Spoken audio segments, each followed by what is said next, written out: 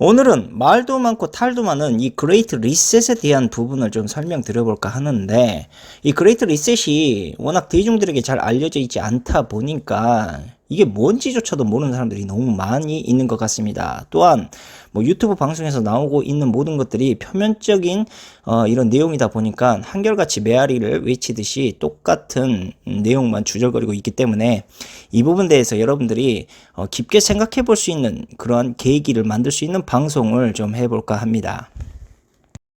최근에 미국 바이든이 대통령으로 당선이 된 이후 워싱턴과 함께 트럼프 전 대통령의 공약에 반하는 이른바 파리 협정 기후변화 협약에 재가입을 했습니다. 또한 중국의 시진핑은 이 환경오염과 기후변화 위기 대응으로 인해서 2060년까지 엄격한 CO2 배기가스 기준을 충족시키겠다라는 그런 발표도 했는데, 이 공약 발표로 인해서 세계경제포럼은 미국과 중국의 기후변화 위기 대응의 명분으로 이것을 요민하게 사용을 했고, 이미 그레이트 리셋이 우리 모두의 삶을 바꿀 변화에 대해서 강력히 주장하고 있는 상황에 와 있습니다. 즉, 이것은 기후변화 위기를 시작으로 지금의 팬데믹 사태와 아주 잘 어우러지면서 아주 구체적이며 계획적으로 추진이 되고 있는데, 바로 이것이 세계경제포럼 수장인 클라우스 슈밥이 말하는 그레이트 리셋으로 가는 적나라한 필수 과정 중 하나이다 라고 볼 수가 있습니다. 그리고 우리가 절대 결코 망각해서는 안 되는 사실이 하나 있습니다. 그것은 바로 그레이트 리셋은 록펠러와 로스차일드, 워버그 일가들의 오랜 역사 깊은 부자들의 가문에 의해서 탄생되어 온, 그러니까 수십 년간 계획되어 온 아젠다 중 하나라는 사실을 말입니다. 특히 브레진스키는 이들의 주도 면밀한 그레이트 리셋을 주권 국가의 종말이라고까지 부르기도 했고, 데이비드 록펠러는 그레이트 리셋을 단일 세계 정부라고 돌려 말하기까지 했습니다. 좀 더 과거를 거슬러 올라가 1990년도에 대통령으로 존속했었던 조지 부시조차도 공개 석상에서 이 그레이트 리셋을 새로운 세계 질서다라고 부르짖을 정도였습니다. 이제 우리는 이 팬데믹 사태 이후 글로벌 리스트들이 도대체 무엇을 통제하려고 하고 또한 떠넘기려고 계획하고 있는지를 더 잘 볼 수 있게 되었습니다. 특히 클라우스 슈밥은 세계 경제 포럼에서 이 같은 말을 주창했습니다. 팬데믹은 우리 세계를 돌이켜보면서 다시 상상하고 재편할 매우 드물면서도 완벽한 기회를 제공하였다. 이 말의 의미는 21세기에 선보이는 새로운 형태의 글로벌 통치 시스템을 클라우스 슈밥이 노골적으로 드러내는 그러한 언어의 행위다라고 우리가 판단할 수 있습니다. 쉽게 말씀드리자면 우리의 지구는 현재 하나밖에 없고, 기후변화와 팬데믹 사태는 인류에게 매우 극적인 영향을 초래할 수밖에 없는 새로운 지구적 재앙이 될 수 있다는 것을 대중들을 통해 직설적으로 암시를 하고 있는 것이죠. 그렇기 때문에 인류는 아직 생존할 수 있는 짧은 시간 안에 지구를 재정비해야 되고, 지금의 화석 연료에 의존하는 경제를 탈피시키면서 인류의 생각과 행동을 자연과 더욱 동화시켜야 된다, 즉 조화롭게 바꿔야 한다라고 주장을 하고 있는 것입니다. 클라우스 슈밥은 방금 주장했던 화석 연료의 의존 경제 탈피와 자연과 조화를 이루어야 된다라는 이러한 주장을 2021년 1월에 아젠다를 통해서 직접 선언을 했고, 자연을 신성시하는 이들에게는 어찌 보면 당연하고도 응당한 처사라고 볼 수가 있습니다. 그리고 또 한 가지, 글로벌리스트들이 마지막으로 이러한 유사한 아젠다 발표를 추진했던 때가 과거에도 있었는데, 그것이 바로 1939년, 그러니까 2차 세계대전 직전에도 이와 같은 아젠다 선언을 했습니다. 1939년 이 아젠다가 발표됐던 당시 록펠러 재단은 뉴욕의 미국 외교협회에서 간접적으로 일하고 있는 한 극비 전략 집단에게 자금을 대기 시작합니다. 록펠러 재단이 이처럼 극비리에 자금을 댔던 곳은 바로 전쟁과 평화 연구라는 극비 기관이었는데, 한 가지 특이한 점은 독일의 지리학자이자 지정학자로서 히틀러의 최측근 신복이었던 하우스호퍼가 바로 이 연구소의 수장으로 있었고, 다음으로 존스 홈키스 대학의 지리학자 이사야 보먼도 이들과 합류해 있었다라는 점입니다. 특히 이 둘은 전쟁과 평화 연구센터에 모여서 독일 기갑전차가 폴란드를 침공하기 전에 대한 전후 세계를 면밀히 설계를 하고 있었다라는 점입니다. 이들이 만든 계획적인 설계에 의하자면 일단 미국이 유일한 전쟁의 승리자로 부상을 하게 되고 미국이 영국을 대체하면서 글로벌 주도권을 장악하게 되고 미국 지배 국제연합 즉 유엔과 달러 기반의 브레튼 우주 통화 질서 구축이 미국을 통해서 자연스럽게 강대해지게 될 것이다 라는 이런 모든 게 치밀하게 짜여진 프로젝트 일환 중 하나였다라고 이렇게 설명이 되어 있습니다. 그렇게 모든 계획이 짜여진 이후 1941년 미국이 공식적으로 2차 세계대전에 참전을 했을 때 미국 외교협회 그룹은 미국 국무부에 메모서한 한 장을 보냅니다. 이 메모서한의 내용은 대략 이렇습니다. 만약 전쟁의 목적이 단순히 영미 제국주의의 이익에만 국한된 것으로 보인다면 마땅히 다른 기업들과 민족들이 이 전쟁을 이해하고 수긍할 수 있는 강력한 이익도 함께 보장이 되어야만 한다. 그래야만 이 전쟁에 더 나은 선전 효과를 거둘 수도 있고 반드시 그렇게 해야만 지금의 전쟁에서 미국이 영원히 승리할 명분도 함께 가져올 수 있게 될 것이다. 이렇게 록펠러의 세계 단일 화폐 독점적인 의도로 은밀히 계획되었던 이 성공적인 전쟁 달러 기축 통화 프로젝트는 1941년 헨리 루스가 미국의 세기라고 불렀던 전쟁의 초야부터 최근까지 지속이 되고 있고 이것은 모두가 부인할 수 없는 달러의 독점적인 경제 프레임워크를 만들었던 것은 물론 실제로 미국은 록펠러와 폴 워버그가 설립한 이 외교협회 아래에서 운영 중인 패드의 기축화폐 권력 아래 지금껏 300년도 채 되지 않는 국가가 세계 최고의 강대국으로 성장할 수 있는 계기를 만들어 주었음은 물론이고 록펠러의 권력의 힘 또한 그만큼 더욱더 강대해지게 되었던 것입니다. 말씀드렸던 것처럼 이들이 세계 전쟁을 일으켰고 그 금융 기반의 틀로 미국이 성장을 했고 또한 연방준비은행의 중심으로 즉 패드를 통해 기축화폐가 만들어지기 시작하자 다음으로 이들이 본격적으로 세계 질서의 지배를 실현하기 위한 차세대 틀 즉 4차 산업에 대한 시스템을 계획하고 있었던 것이죠. 그리고 록펠러 재단과 로스차일드는 자신들의 다음 단계의 계획을 실현하기 위해서 2010년 5월 서로의 금융의 자본제휴 협력으로 힘을 합치게 되고 연이어 바티칸과 본격 자본주의 회의를 주최하기 시작합니다. 이 회의에 참여했던 금융권들은 JP모건, 골드만삭스, UBS, HSBC 등의 글로벌 은행의 여러 굵직한 은행장들도 함께 참여를 하게 됩니다.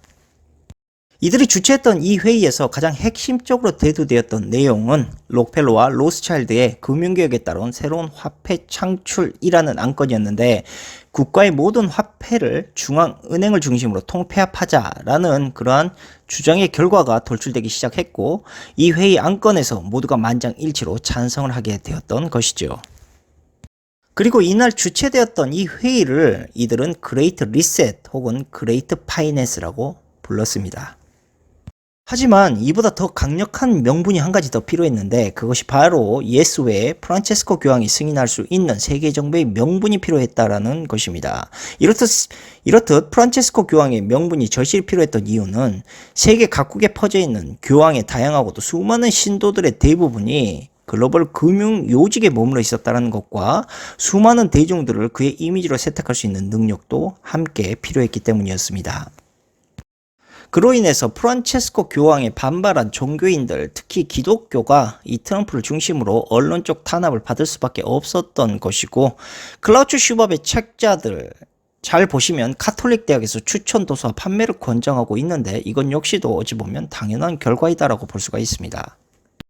특히 클라우츠 슈밥은 독실한 카톨릭 신자라고 이렇게 나와 있는데 지금으로부터 50년 전 하버드에서 함께 지냈던 록펠러 가문의 행동대장이라고 볼 수 있는 헨리 키신저의 역할을 대신 이행할 후계자로 임명이 되었고 그럼 그가 세계경제포럼에서 그레이트 리셋을 외치는 이유도 결코 우연은 아니고 독일과 영국 또한 그레이트 리셋의 참여국인 것은 분명한 사실이 되었습니다. 그도 그럴 것이 2020년 1월에 우한에서 확산되었던 이 정체불명의 전염병이 초기 발병을 훨씬 넘어 세계적인 공황 봉쇄를 일으키기 시작을 하자 영국의 찰스 왕세자는 세계경제포럼 창립자 클라우츠 슈밥과 함께 기꺼이 그레이트 리셋이라는 용어를 만인에게 공개했다라는 사실만 보더라도 이미 그가 그레이트 리셋의 참여자라는 것을 스스로 반증하고 있는 것과 다름이 없다라는 것입니다. 이제 세계 정치 지도자들, 그리고 금융, 글로벌 기업의 비즈니스 리더들은 점점 더 그레이트 리셋이나 4차 산업혁명과 같은 용어를 사용하기 시작하고 있고, 특히 록펠러의 꼭두각시라고 할 수 있는 바이든 정권은 더 나은 재건을 대중들에게 간곡히 호소를 하고 있습니다. 이것은 당연하겠지만 이들 모두 동일하고도 극적인 세계 변화에 적극 찬성을 하고 있다는 것인데, 미국의 그린 뉴딜 정책과 EU의 유럽 그린딜도 모두 같은 일환인 것이죠. 현재 바이든 정부가 추진하고 있는 극적인 세계 변화의 그린 뉴딜은 평범한 삶을 살아가고 있는 우리 같은 대중들에게는 그 변화를 따라갈 수조차 없는 매우 빠른 흐름이기 때문에 결국 기득권자들이 만들어가는 빈부가 극심해지는 세상에서 아무것도 하지 못한 채 바보처럼 순응하며 살아가야 할 처지에 놓이게 된 것입니다. 하지만 무엇보다도 그레이트 리셋 의제에서 우리가 모르는 가장 충격적인 사실이 하나 있는데, 그것은 현재 세계 모델의 결함을 만들고 또한 해결해야 될 책임을 지닌 부와 권력을 다 가진 부유층, 그러니까 플루토크라트들에 의해서 이 그레이트 리셋이 추진되고 있다라는 점인데, 이들이 과연 가진 것 없는 순진하기만 한 대중들에게 지금껏 기만해온 평등과 기회의 부를 골고루 제공해 줄 것인가에 대한 의문을 우리가 한번 깊게 생각해 봐야 한다는 것입니다. 그러나 애석하게도 주위를 한번 보십시오. 빈부의 격차는 점점 심해지고 경제 위기로 인해서 대중들의 삶은 힘들어지고 있습니다. 즉, 저들이 자신들의 기득권을 내려놓을 생각이 전혀 없다라는 것을 여러분들은 몸소 체험을 하고 있는 것이죠. 이뿐 아니라 위대한 리셋의 기후변화 탄소 문제에 대한 부분도 사실상 라운드업 제초제와 독성 농약으로 유기농지와 자연을 유린한 자들이 할 말은 결코 아닌 것이죠. 그들이 우리에게 강제로 강요했던 새로운 먹거리 모델의 대안으로 인해서 치명적인 독성물들이 도시의 대기질을 망친 것 또한 사실이기 때문입니다. 그러함에도 오히려 그들이 CO2의 비극적인 배출에 대해서 우리를 비난하고 있다는 것은 그들 먼저 자신들의 과거의 죄를 묻고 처벌과 반성을 받은 연후 지금의 기후변화 문제 해결을 도맡아야 하는 것이 더 맞는 이치라는 것입니다. 지속 가능한 세상을 만들겠다라는 그레이트 리셋의 매혹적인 담론의 배후에는 원시 우생학 의제인 인구 감소론 또한 함께 숨어 있습니다. 인류가 줄면 당연히 노동력 기반이 떨어지는 것이 아닌가라고 걱정하는 사람들이 있겠지만, 사실상 그것은 인간이 아닙니다. 실제로 벌써부터 사람들은 그들이 창조한 거짓 인간, 즉 트랜스 휴먼, 진화된 인간이라고 부르고 있는데, 일론 머스크가 이들의 거짓 인간의 창조를 도맡아 실행을 하고 있죠. 2016년 세계경제포럼 주최자 슈밥은 4차 산업혁명의 미래 만들기라는 제목의 책을 씁니다. 이 책에서 그는 5G, 스마트폰, 사물 인터넷, AI, 인공지능 등의 기술 변화에 대해서 설명을 하게 되죠. 흔히 우리가 먹거리를 사거나 실내 전기를 끄는 것과 같은 가장 원초적인 결정에 필요한 생활의 모든 것을 AI에 연결하는 행위이고, 동시에 우리의 모든 호흡과 생활 패턴, 동선이 모니터링 되고 구글이나 페이스북 같은 사기업의 정보가 집중되는 결과를 가져오는 그러한 행위입니다. 연이어서 클라우스 슈밥은 구글, 화웨이, 페이스북과 같은 수많은 다른 기업에 의해 도입이 된 차세대 기술이 중앙 정부로 하여금 지금까지 유일하고도 완벽한 사적 공간이랄 수 있는 우리의 마음까지 침입을 하면서 우리의 생각을 읽고 우리의 행동에 영향을 미칠 수 있게 될 것이다 라고 말을 하면서 4차 산업혁명은 우리를 둘러싼 물질 세계의 일부가 되는데 그치지 않고 그것이 우리의 일부가 될 것이다 라고 주장을 했습니다. 즉, 인간의 주변에 있는 웨어러블 컴퓨터에서 가상현실 헤드셋에 이르기까지 오늘날의 외부 기기는 우리의 몸과 뇌의 이식이 될 것이다 라는 것을 거의 확신하고 있고, 이것 또한 일론 머스크의 뉴럴 링크와 스타링크 위성 시스템 메타버스를 통해서 그들이 실제로 이 계획을 추진 중에 있습니다. 그리고 슈밥은 4차 산업혁명이 가져오는 것은 우리의 신체적, 디지털 및 생물학적 정체의 융합이다 라고까지 말을 하면서, 이러한 융합 기술 중에는 우리 몸의 피부 장벽을 뚫는 이식 가능한 마이크로칩이 있다고까지 설명을 합니다. 이러한 삽입형 장치는 내장 스마트폰을 말하는 것이겠죠. 일반적으로 대중이 표현하고 있는 모든 생각과 마음을 소통하는 것은 물론이고, 뇌파 및 기타 신호를 읽어서 잠재적으로 표현되지 않는 생각이나 기분을 전달하는 모든 것도 읽어낼 수 있다는 것을 내포하고 있는 것입니다. 물론 슈밥이 언급하고 있는 저 내용들은 다소 시간이 걸릴 만한 이야기이긴 하지만 문제는 절대로 국가나 구글, 페이스북이 자신의 뇌파를 잃도록 방관하고 싶은 사람은 없을 것이고 이것은 분명 자유민주주의의 개인의 자유와 정보를 침해하는 행위이자 범법 행위라는 것을 여러분들은 알고 계셔야 됩니다. 그리고 현재 많은 사람들이 그레이트 리셋에 대해서 혼란스러워하는데 그 이유가 지금 전면에 나서고 있는 단체들 때문이라고 볼 수가 있습니다. NGO를 포함해서 여러 기부 단체들이 전면에 나서다 보니까 그레이트 리셋에 대한 부분을 긍정적으로 보는 분들이 많다라는 것이죠. 그런데 이들은 모두 유엔의 지속 가능 개발을 위한 2030 어젠다에 참여한 단체들이고요. 사회 모든 구성원들에 대한 과감한 통제라는 같은 목표로 움직이고 있는 집단들이라고 볼 수가 있습니다. 그러니까 그들이 그레이트 리셋을 앞세우고 단체를 만들어서 우리의 생존을 볼모로 먹거리의 모든 권한의 미래를 짊어지고 있다는 것부터가 이미 불길한 조짐이라는 이야기인 것입니다. 1950년대, 즉 록펠러 재단이 시작한 프로젝트인 현재 세계화된 농업 관련 산업의 체제가 만들어진 연후 세계는 이들의 글로벌 푸드 회사에 의한 먹거리에 점령되기 시작을 했고 이제는 이들이 그레이트 리셋의 의제로 지속 가능한 농업을 주장하고 있습니다. 이들이 열심히 주장을 하고 있는 지속 가능한 농업이라는 것은 유전자로 편집된 가짜 음식과 실험실에서 만든 합성 육류 등이고 벌레와 잡초의 새로운 식량원을 이야기하는 것입니다. 현재 세계 경제 포럼의 클라우즈 슈밥은 EAT, 즉 이트 포럼과 제휴를 하고 있습니다. 그리고 클라우스 슈밥은 이 포럼의 제휴 의제를 음식 다보스로 칭하면서 정치적 의제로 이것을 설정하려는 계획을 추진하고 있습니다. 클라우즈 슈밥이 제휴했던 EAT, 즉 이트는 2016년 영국의 웰컴 트러스트 록펠러 휘하 기업이랄 수 있는 글락소스미스클라인의 자금으로 설립이 된 것으로서 독일 포츠담 기후영향연구소의 사후 지원으로 스웨덴에서 설립이 된 기관입니다. 그리고 이들 실험실에서 생산이 되고 있는 유전자로 편집된 인공고기는 현재 빌 게이츠의 지원을 받고 있습니다. 이뿐 아니라 빌 게이츠는 글로벌 제약사의 mRNA 백신 또한 지원을 하고 있습니다. 클라우스 슈밥이 언급하고 있는 이 이트는 설립 후 임파서블 푸즈와 기타 생명공학 기업과 함께 협력을 하고 있고 임파서블 푸즈는 구글과 제프 베조스, 빌 게이츠가 공동을 출자를 했고 최근 검사 결과에 따르자면 임파서블 푸즈의 인공고기는 가장 가까운 경쟁업체보다 무려 11배나 높은 독성 글리포세이트 수치가 포함이 되고 있지만 현재 연구 중에 있기 때문에 차차 개선이 될 것이다 라는 말만 저들이 앵무새처럼 떠들고 있는 실정입니다.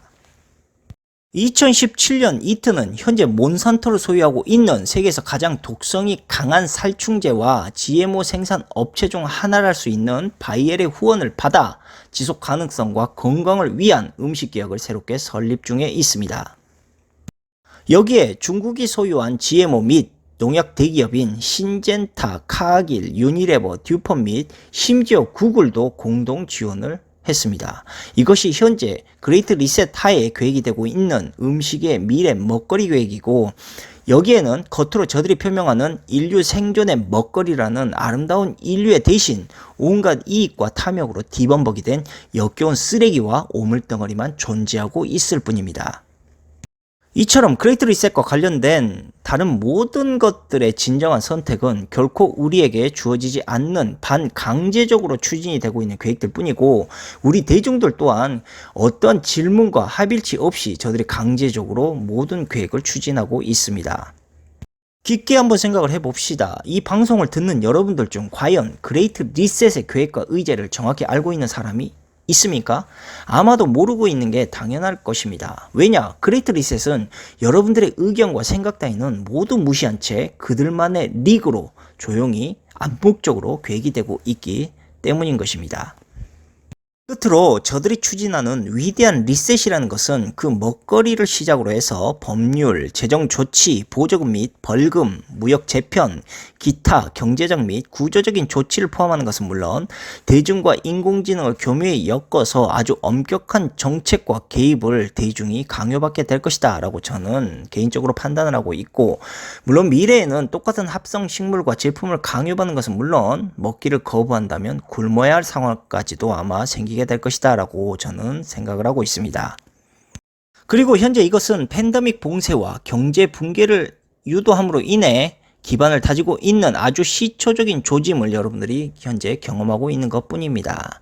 AI, 로봇 및 기타 디지털 기술의 도입으로 글로벌리스트들은 이미 대중들의 눈을 교묘히 피해서 수십억 개의 일자리를 폐기할 수 있는 권한을 가지게 되었습니다.